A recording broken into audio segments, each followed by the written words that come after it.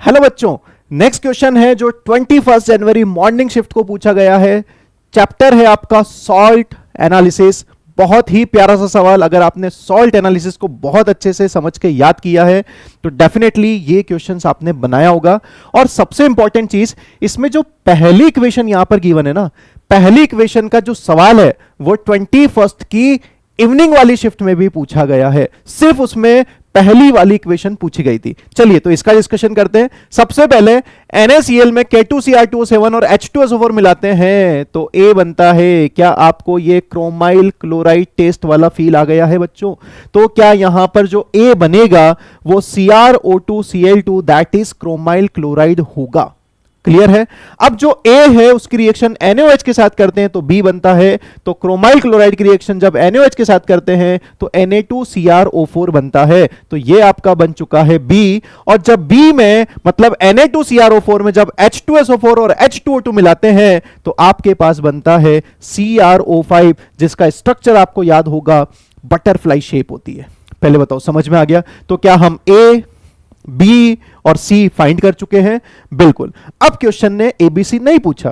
Question ने यह पूछा है कि जो सी बना है उसमें x is the number of O2 - 2 units होगी। तो आइए सबसे पहले हम इसकी बटरफ्लाई शेप को बनाते हैं।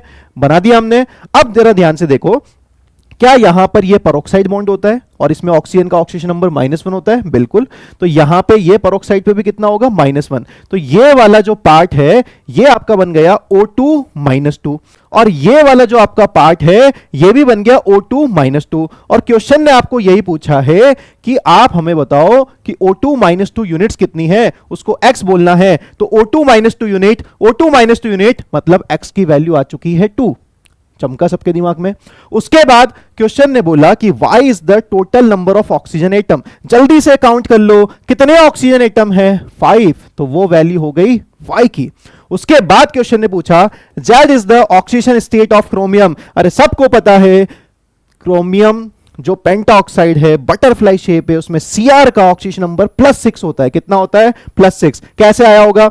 -1 -1 -1 -1 और ये होगा -2। तो -2 से +2 और सब जगह -1 से कितना मिलेगा? +1। तो +4 +2 हो गया +6। तो बताओ Z की वैल्यू कितनी हो जाएगी? 6। और अभी भी क्वेश्चन खत्म नहीं हुआ बेटा। क्वेश्चन में यह पूछा है कि आपको समेशन बताना है। तो x + y + z का समेशन कितना मिलेगा? 13। तो क्या आपका यह आंसर आ गया था बेटा? Thank you.